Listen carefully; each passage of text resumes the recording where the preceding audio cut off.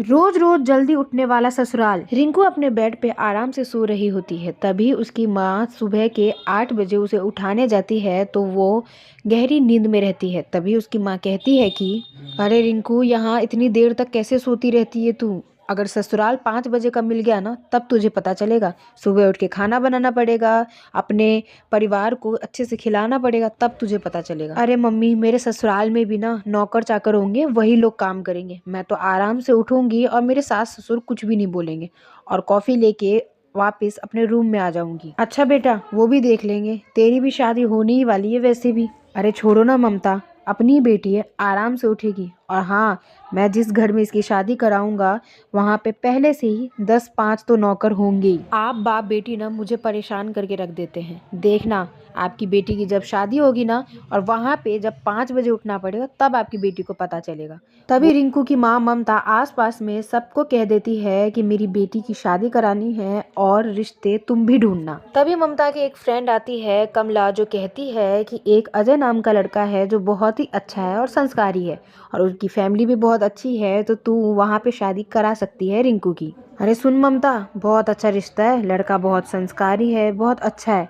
तू उससे शादी करा लेगी रिंकू की तो बहुत अच्छा होगा और दहेज भी अच्छे खासे लेंगे और तू तो वैसे भी बहुत अमीर है। हाँ हाँ बिल्कुल कमला, मेरी इकलौती बेटी है, बहुत सारा दहेज दूंगी और हाँ, किसी भी चीज़ की कमी नहीं छोड़ूंगी, देखना तू। ठीक है चल, कल मैं उन लोगों को बुला लेती हूँ, सब मिल के बात कर लेंगे। ठीक है, कल तू ले आना, रिंकू को भी मैं बोल दूंगी कि वो रेडी वेडी रहे। दूसरे दिन अजय की फैमिली आती है और एक नज़र में ही अजय की फैमिली को रिंकू बहुत पसंद आ जाती है, क्योंकि वो बहुत सुंदर थी और साथ में उसने समोसे जो बनाए थे वो सबको बहुत पसंद आए थे।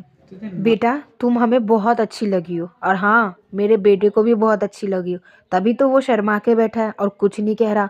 तो सुनो, लेकिन हम लोग बहुत जल्दी उठते हैं, तुम उठ पाओगी? तभी झट से ममता कहती है, अरे हाँ हाँ, मेरी बेटी तो बहुत जल्दी उठ जाती है और योगा वोगा भी कर लेती है, सुबह 4 बजे उठती है, 4 बजे। अरे वाह, तब तो रिश्ता पक्का है बहन जी। और सुनिए, अगले महीने ही इनकी शादी करा देते हैं, हम भी तो देखे आपकी बेटी क्या क्या बना लेती है और 4 बजे उठ के कौन कौन सा योगा करती है।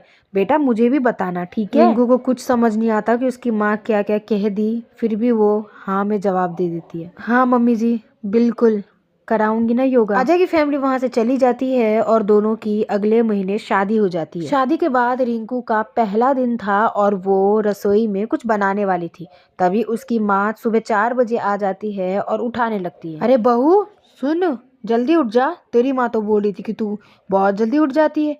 जल्दी से उठ, नहा वहा ले और फटाफट से सबके लिए नाश्ता बना दे, क्योंकि हमारे यहाँ पे सिर्फ 5 बजे नाश्ता कर लेते हैं। रिंकू को पहले दिन तो ऐसा लगता है कि शायद ये पहले दिन है इसलिए ऐसा हो रहा है, लेकिन उसे नहीं पता था कि ये रेगुलर होगा। रिंकू जल्दी से जाती है और किचन में कुछ कुछ बनाने लगती है, जैसे गाजर का हलवा और पनीर की सब्जी, रोटी, चावल। वो बेचारी बहुत ठिठुर रही थी, लेकिन क्या कर सकती थी, उसे पता था कि हाँ, शायद एक ही दिन की बात है। रिंकू सब कुछ बहुत अच्छा बनाती है और डाइनिंग टेबल पे लगा देती है। सब जल्दी जल्दी उठ के आते हैं। सास पहले मंदिर में पूजा करती है और फटाफट से नाश्ता करने के लिए बैठ जाती है। बहू सुन, कल से तू भी उठ जाना और हाँ, तू सबसे पहले पूजा करना, क्योंकि तू हमारे घर की बहू है और हमारे यहाँ पे रस्म है, जो पहली बहू होती है वही पूजा करती है। अरे यार, मतलब सुबह जल्दी उठना पड़ेगा रोज।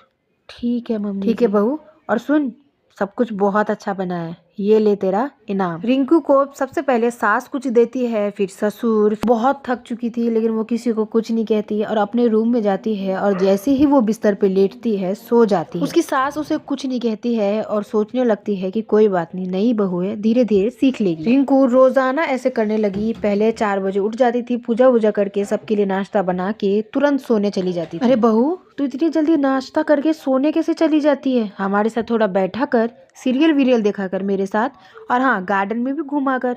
ये कौन सा तरीका होता है, आते ही नाश्ता वाश्ता करा के सो जाना? मम्मी जी, मैं बहुत थक जाती हूँ, अब मुझे नहीं पता मुझे नींद कैसे आ जाती है और किचन में मैं 4 बजे से खड़ी रहती हूँ, सुबह के 8 बजे निकलती हूँ। तो क्या हुआ बहू, तू घर की बहू है तो तुझे ये सब करना ही पड़ेगा और हम तुझे ज़्यादा काम के लिए नहीं बोलते, नाश्ता यही सब तो बोलते हैं, ये भी नहीं कर सकती क्या हमारे लिए? और हाँ, दिन का भी थोड़ा जल्दी खाना बना लिया कर, ताकि तेरे पति और ससुर को कुछ तो खाना मिल जाए। तू तो बनाती ही नहीं है, जब देखो सोती रहती है, सोती रहती है। ठीक है मम्मी जी, कल से ध्यान रखूंगी। और दिन का खाना भी जल्दी बना दिया करूँगी, ठीक है।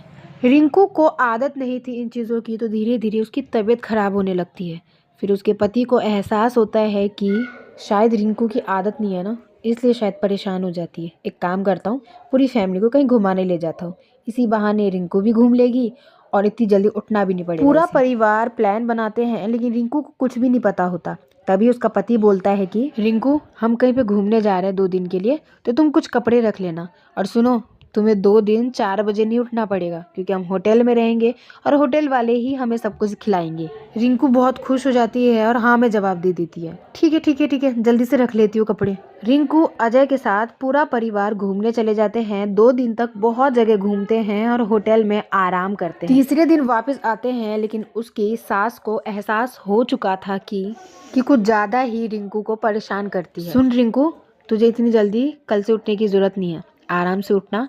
और हाँ, उससे पहले मैं नाश्ता बना लिया करूँगी सबके लिए, जैसे पहले बनाती थी। मुझे आदत है, लेकिन तुझे नहीं है ना, इसलिए तुझे दिक्कत होती है। नहीं मम्मी जी, ऐसा कुछ भी नहीं है, मैं बना लिया करूँगी। और हाँ, आप लोग मेरे भी तो परिवार है।